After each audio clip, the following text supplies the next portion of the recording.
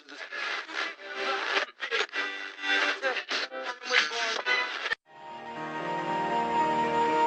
kwento ng pag-ibig, kwento ng pag-asa, at mga kwento ng buhay dito sa Barangay Love Stories.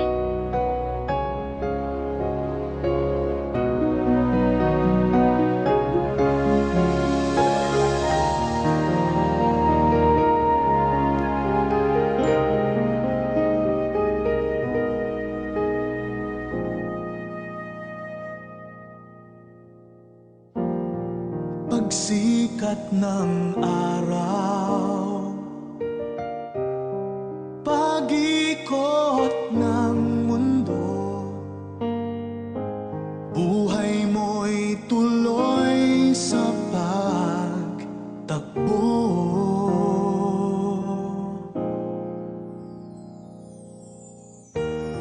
Halakhak at iyak, ligaya at lungkot, sa ala-alay masino. Naranasan mo na ba na nagpasa ka naman pero bagsak ka pa rin?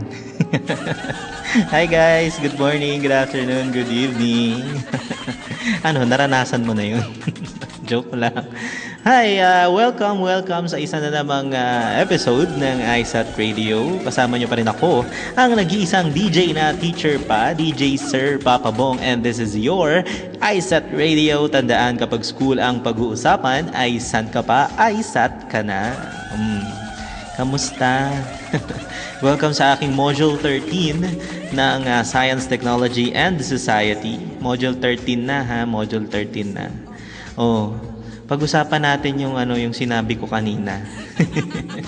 Naranasan mo na ba yun na may ginawa ka naman pero bagsak ka pa din? Ayun na nga, naranasan ko na rin yan. Kayo, feeling nyo katapusan na ng mundo eh. Yung may pinasa ka pero hindi talaga aabot yan sa standards. Napaka napaka basic naman ng nung pangyayari na yan.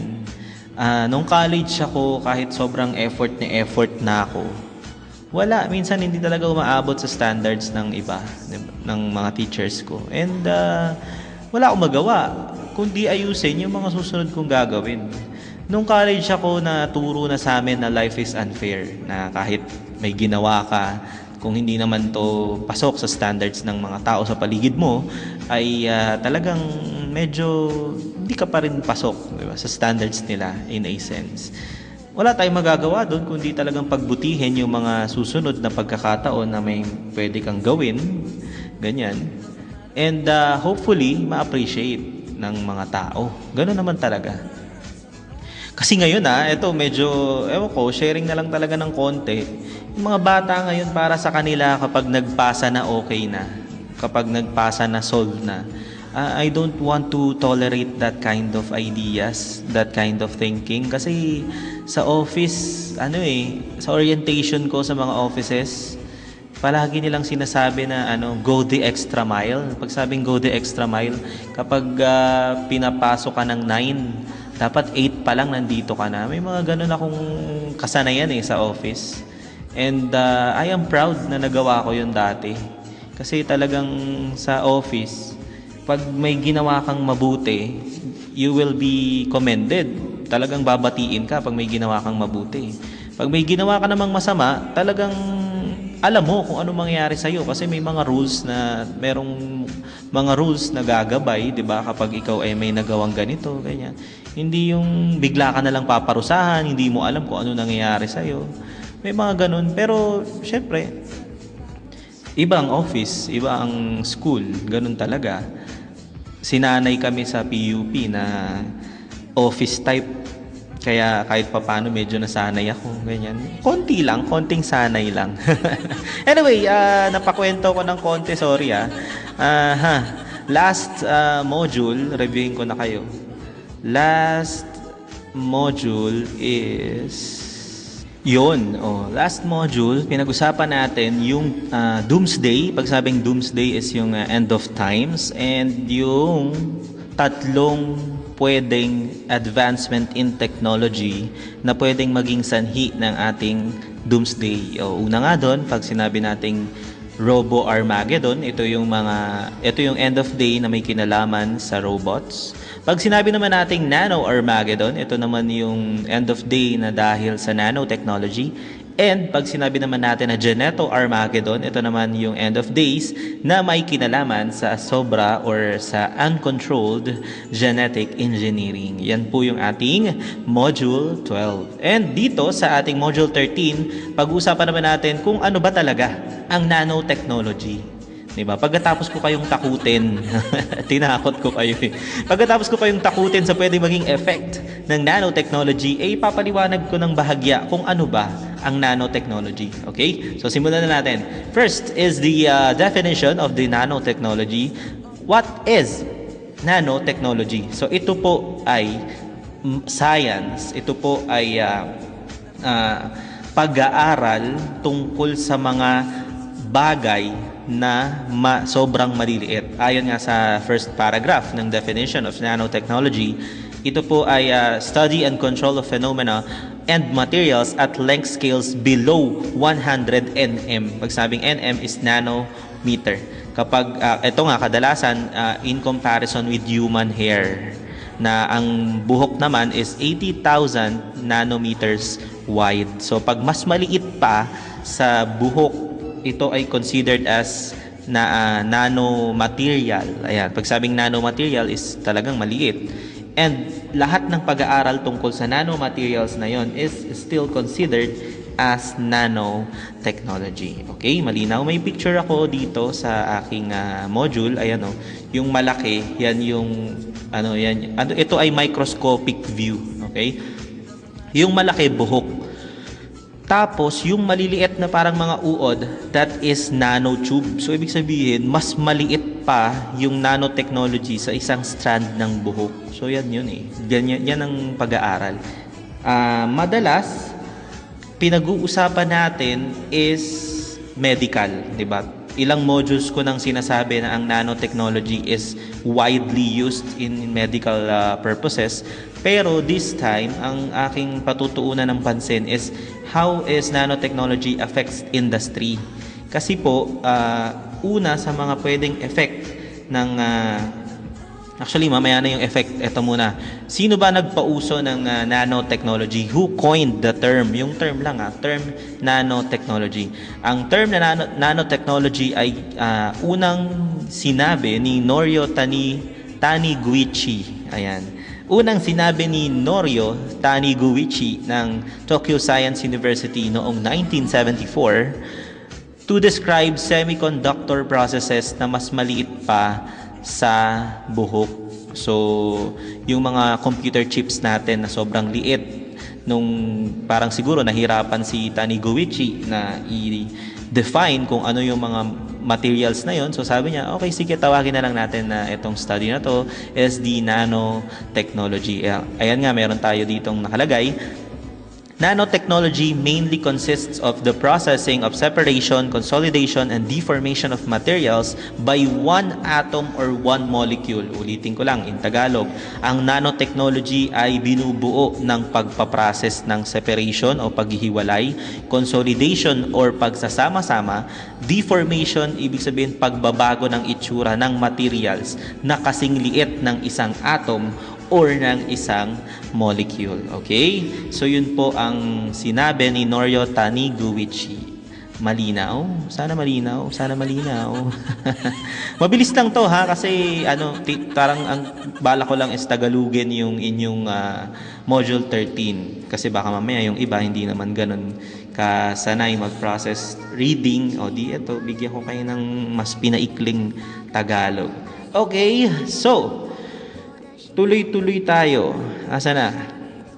Significance of nanoscale. Pag sabing nanoscale, ito po yung pagsukat ng mga nanomaterial. Sabi nga dito, a nanometer is 1,000 millionth of a meter. So, 1,000 smaller kaysa sa isang metro. Sabi nga dito, in comparison, ang red blood cell ay 7,000 nanometers wide at ang molecule ng water is 0.3 nanometers. So isipin mo, napakaliit talaga ng nano pagdating sa metric scale. Ganyan, napakaliit talaga niyang nanometer na yan. Okay, tuloy-tuloy tayo. Nanoscience and nanotechnologies ay hindi na bago. Nanoscience and nanotechnologies are not new. Okay? Sabi dito, chemists have been making polymers dati pa, in the past 20 years. Pag sabing polymer, ito po isang klase ng materyales, ha? At matagal na talagang gumagawa ng mga materials sa nanometer or in nanoscale ang ating mga scientists. Okay? So, bakit nga ba kailangan mag-work? Ito na, dito na tayo. The properties of materials can be different at the nanoscale for two main reasons. Bakit nga ba kailangan paliitin ang mga bagay? Ganito yan, ha? Okay, pakinggan nyo. Kapag po pinaliit natin, sabi natin, yung mga nanomaterials na malalaki, di ba? Pag pinaliit mo yan, mas mapag-aaralan mong maigi. Di ba? For example, ito na lang, pag, kunyari ako, naghahanap ako ng bike, ganyan. Oo. Pag tinignan ko yung isang bike na maganda as a whole, 'di ba? As a bike, madali akong maluloko. Parang ganoon. Kasi pwedeng yung laki ng bike na 'yon, pwedeng may mga nakatagong mga maliliit na diferensya. Kaya nga 'di ba, pag ikaw ay ako na lang pag ako ay bibili ng bike kasi naghahanap talaga ako ng bike dahil bibili ako. Di ba parang inaalam mo ano bang inches nito? 26, 27.5. Ano ba ang shifter nito? Ano ba ang alloy ba yan? Di ba parang tinatanong mo yung bawat kaliit-liitang detalye. Kasi kailangan malaman mo kung ano ba ang bumubuo dun sa malaking tinitignan mo. Kaya nga lumabas yung pag-aaral ng nanotechnology. Kasi kailangan malaman mo na ang isang bagay ay merong kaliit-liit-liitan pa na pwede mong mapag-aralan. Ganun lang naman po kasimple. Okay? Pwede mo rin, sabi nga dito, second, quantum effects can begin to dominate the behavior of matter at the nanoscale. Okay, ganito yan. Tatagalugin ko. Kapag maliit ang isang bagay, mas madali mo yung mapag-aaralan. Yun po yun eh. Pag sabing quantum effect, effect in quantum level. Pag sabing quantum level, ito ay yung mga kaliit-liitang level. Kapag maliit ang isang bagay, mas madali mo yung mapag-aaralan, unlike sa malaki. Siguro, bibigyan ko kayo ng example. Anong mas madaling linisin? Ang isang building o ang isang room? Di ba mas madaling linisin yung isang room? Kasi mas kaya mong tignan ano bang mali dito, ano bang kulang dito, ano bang dapat kong linisin dito. Ganon eh. Pero pag sa isang building, pag tinignan mo sa labas yung building, parang malinis na ba yan? Pwede. Pag tinignan mo yung labas, malinis. Pero pag tinignan mo yung loob, pag tinignan mo yung bawat individual na silid, di ba? Silid, Tagalog na Tagalog. Pag tinignan mo yung bawat isang individual na rooms, malinis na ba talaga? So, ang isang paglilinis, yun yung phenomena, di ba? Pag ikaw ay naglinis at nilinis mo lang ng isang pasada yung buong building, hindi mo alam kung ano talaga ang epekto ng paglilinis mo. Kasi tinignan mo siya as a whole, as isang malaking bagay. Pero kapag ikaw ay naglinis in quantum level, ibig sabihin talagang pumasok ka sa loob ng building, nilinis mo yung bawat kasulok-sulukan niya, mas makikita mo yung effect ng iyong paglilinis, the quantum effect ng paglilinis mo. Okay? So yun po yung dalawang main reasons kung bakit ang mga nanomaterials ay ginagawang maliit, kung bakit pinag-aaralan yung nanoscale. Una, dahil, ulit yung una? Mas madaling malaman, mas madaling mapag-aralan kung anong isang bagay pag alam mo yung nasa loob nito. Pangalawa, mas madali mong maobserbahan ang isang bagay kapag alam mo kung anong nangyayari sa mga maliliit na bagay sa loob nun. Malinaw? Sana po malinaw tayo dyan. Okay, commercial. Sige, commercial tayo. Isang paragraph na lang after na ito eh. So, paparinggan ko muna kayo ng isang kanta. Okay? Sana okay lang kayo. Diyan lang kayo dahil dito lang ako dahil hindi naman tayo lahat magkakasya sa pwesto ko. Once again, ako pa rin po ang DJ na teacher pa, DJ Sir Papa Bong. Magbabalik po ako dito lang sa one and only iSat Radio. Tandaan, kapag school ang pag-uusapan, ay san ka pa, iSat ka na. Thank you.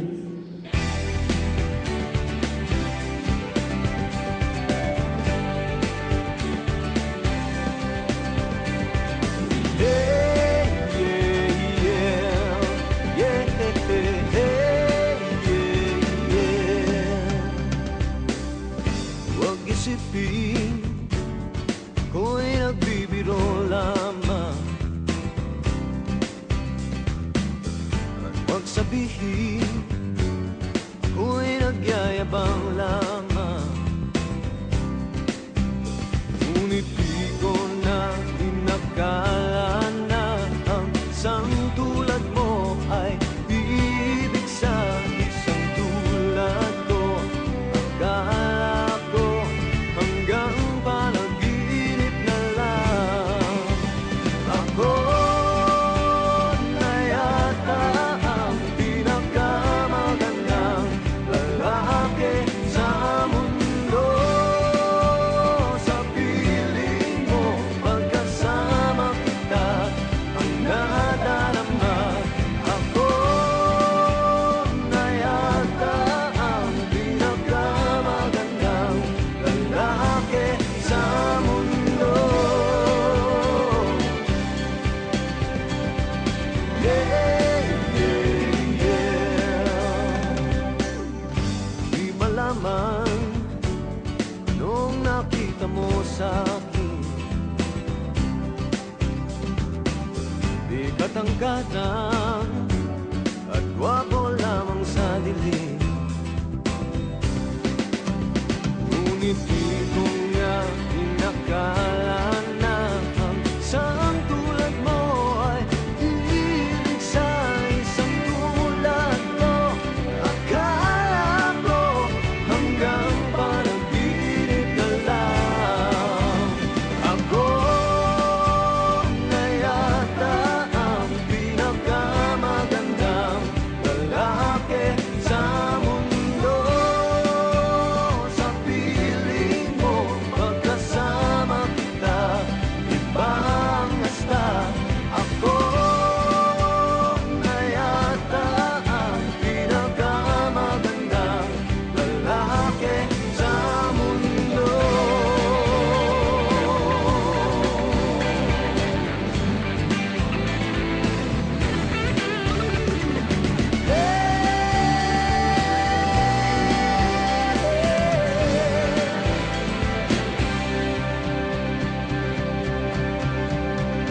Ako na yata ang pinakamagandang lalaki sa mundo. Sa piling mo, pagkasama kita, ang nadarama. Ako na yata ang pinakamagandang lalaki sa mundo.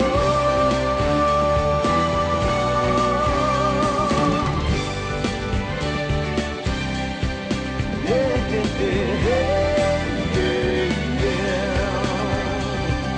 Yeah, yeah, yeah. Yeah, yeah, yeah, yeah.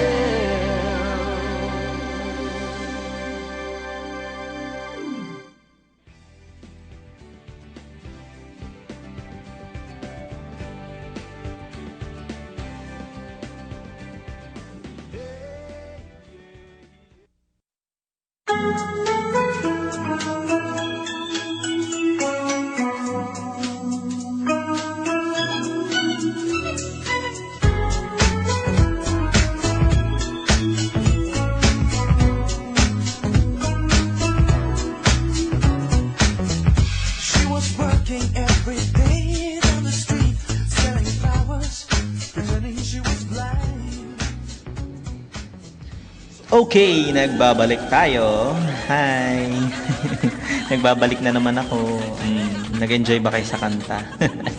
Wala ako masyadong alam na bagong kanta ngayon ha, kaya medyo balikan natin ng konti yung mga, hindi naman sa luma na yan, pero ang isang napapansin ko sa trend ng kanta natin is, I mean this in a very respectful way, okay? Wala akong dinedegrade na kahit na sinong singer.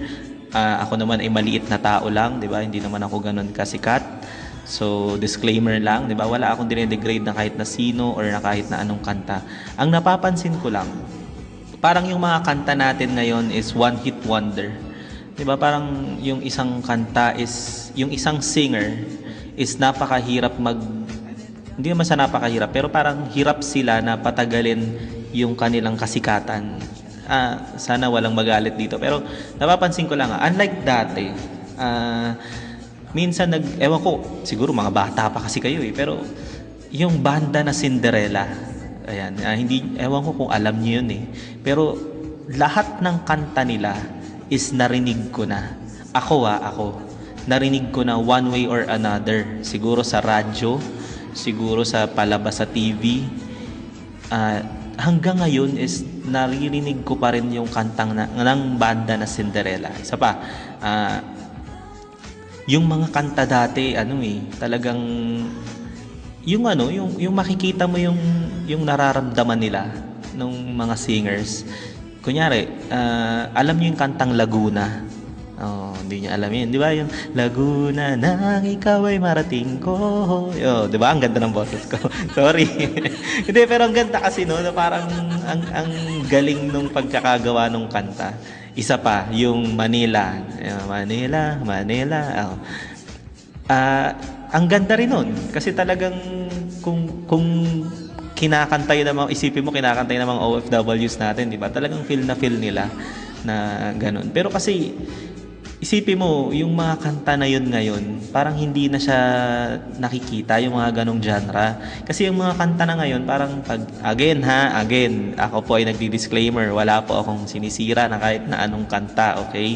Pero ang napapansin ko lang is yung mga kanta natin ngayon is tungkol sa pag-ibig, iniwan ni ganto, sinakta ni ganyan. Diba? Parang magaganda mga kanta ngayon. Pero gusto ko yung dati na isipin mo, sa sobrang ganda ng Manila na pagawa siya ng kanta. Ganun, sa sobrang ganda ng Laguna, sa sobrang ganda ng Cotabato. Alam niyo yung mga kanta na yun. Research niyo para matuwa kayo. Sa sobrang ganda ng mga kanta na yun, parang napagawa sila ng kanta at hindi lang basta-bastang kanta. Parang talagang tumagal yung kanta na yun hanggang ngayon, pinapakinggan pa rin natin eh. Diba? Kaya nakakatuwa lang. Sana nakapagtanim ako ng konting curiosity sa inyo. Okay? Tuloy-tuloy tayo. Kanina pinag-usapan natin kung sino ang nagpauso ng nanotechnology, ng salitang nanotechnology. Pinag-usapan natin yung dalawang dahilan kung bakit kailangan pag-aralan ng nanoscale. And last ngayon, pag-usapan natin, napakasandali na lang nito, why is nanotechnology important? Bakit nga ba importante ang pag-aaral nito?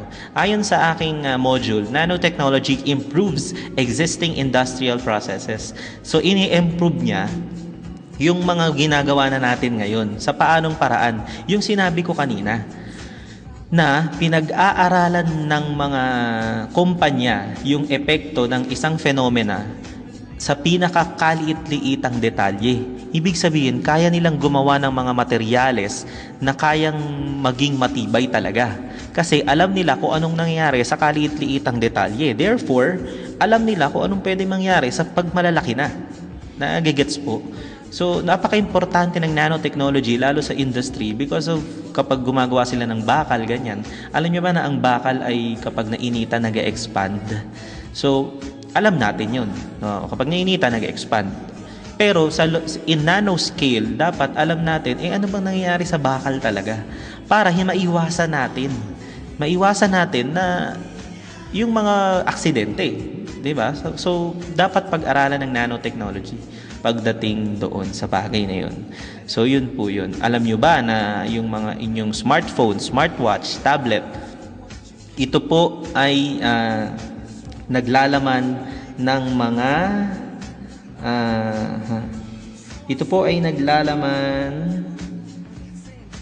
mga maliliit na sobrang liit na transistor na are containing billions of transistors on a computer chip the size of a fingernail. So, yung computer chip kasi laki ng kuko mo. Tapos yung computer chip na yon ay naglalaman ng billions of transistors. So, isipin mo, kailangan pag-aralang mabuti ang nanotechnology kasi pag hindi pinag-aralang mabuti yan, magkakaroon ng diferensya yung mga computer chip sa loob ng mga devices natin. At pag nagkaroon ng diferensya yun, lalong masisira yung mga devices natin, di ba? So, yun na. Di ba? Thank you. Ito na, tapos na. Tuloy-tuloy tayo. I believe meron akong written works na 7 items. Galingan nyo na lang. At meron akong napakadaling performance task, di ba? Mag-research lang kayo tungkol kay Ant-Man, ano ba yung mga powers na meron siya. At yung advantage and disadvantage ng nanotechnology. So, napaka-basic lang. Okay na. Tapos na, ha? Tapos na. Maraming salamat sa lahat ng nakinig, sumuporta at sumubaybay sa aking Module 13 ng Science, Technology, and Society. Di ba? Ay, may kulang pa pala ako. Ang extrang hinihingi ko para sa Module 13 is ano ba yung mga, ito, di ba last Module 12, ang hinahanap ko, yung pinaka-weird na tawagan ng magjowa na narinig mo. Di ba? So this time, gusto ko naman, kwentuhan nyo ko, ano ba yung pinaka-weird din, sige, sabihin na natin weird, pinaka-weird na away magjowa na napanood mo. Okay, pagdiskitahan natin yung mga magjojowa ngayon. Okay, so Module 13, kwentuhan mo ko ng konti tungkol sa pinaka-weird na away ng magjowa na napanood mo. Kung away ninyo ng jowa mo, okay lang din, di ba? Share mo lang, ganyan. Okay, of course, kung sino manalo, mabibilang sa aking top 5 per section. Magkakamit ng isang tumataginting na papremyo. Ayan. Sana po sali na. Okay, so ano pa ipapaalala ko? Yung please like, subscribe, and click the notification bell ng ating ISAT College TV para naman po ma-notify kayo ng mga bagong subject na tutorial subject na darating. Alam nyo, nakakatuwa yung ISAT College TV kasi kahit na hindi mo subject, pwede mong panoorin, di ba? Parang kahit kung gusto mo talagang matuto, gusto mo talagang mag-aral, kahit hindi mo subject, pwede mong panoorin para magkaroon ka ng kahit konting basic knowledge dun sa subject na gusto mong matutunan. Diba? Napanood ko yung subject tungkol sa operating system, diba? I am a computer science graduate. So, panood ko. Ang ganda rin. Napaka-educational. So, hats off kay sir. Hello, sir. Panoorin nyo para mas masaya. Diba? Mas madaling mag-aral. Ika nga nila. Okay na? Sana natuwa kayo, ha? Thank you sa lahat ng nakinig, sumubaybay, at sumuporta sa aking Module 13. Yun lang. Sige, papaalam na ako at mag-iiwan ako ng kanta para sa inyo. Okay, once again, ako pa rin po ang nag-iisang DJ na mahirap limutin at madaling mahalin. True Love Material, Papa Bong. Hi guys, and this is your ISAT Radio. Tandaan, kapag school ang pag-uusapan ay saan ka pa, ISAT ka na. Bye guys, thank you!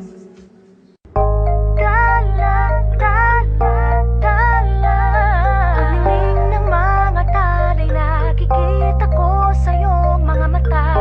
Dala, dala, dala. Ang iyong mga mata ay nahanap kong mapapatala. Siguro nga masyadong mabilis ang pagyanig ng puso ko para sa puso mo.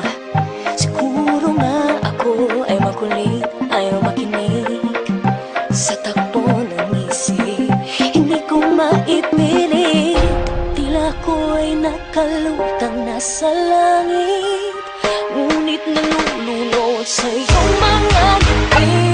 At kung hanggang dito lang talaga tayo, hindi pababayaan ang daan, di na tatapiling ka. Kung umabot tayo hanggang dulo, kapitang ng mahigpit, aabutin natin ang mga kala. Kala, kala, kala. Ang hingin ng mga talay na makikita ko sa iyong mga mata. Kala, kala, kala. Ang hingin ng iyong mga mata ay hinahanap ko sa mga kala. Maaaring kinabukasan ay mag-iba ng ihip ng iyong ninanais, ngunit maaari bang kahit na pansamantala lang, ikaw muna'y maging akin. Tila ko'y nakalutang nasa langit, ngunit nalulunod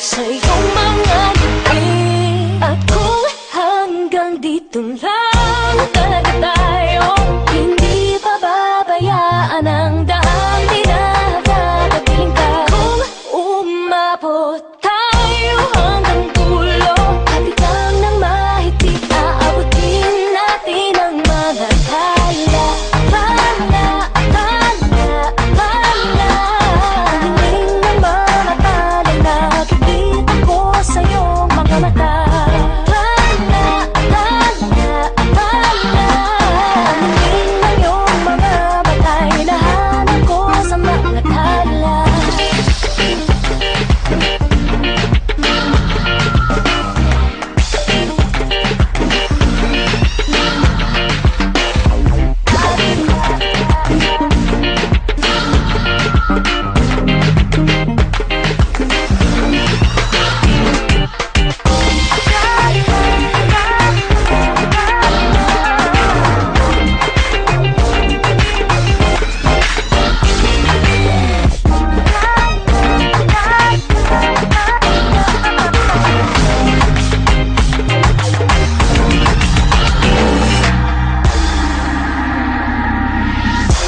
Hindi man ako nilagay sa mundong dito para sa'yo. Para nakatingin ang buong daigdig pag ako'y yakap-yakap mo. Hanggang dito na tayo, hindi pababayaan ang daang dinadadapiling ka. Umabot tayo hanggang dulo, kapit lang ng mahigpit, aabutin natin ang mga tala. Ang hiling ng mga tala, nakikita ko sa iyong mga mata. Ang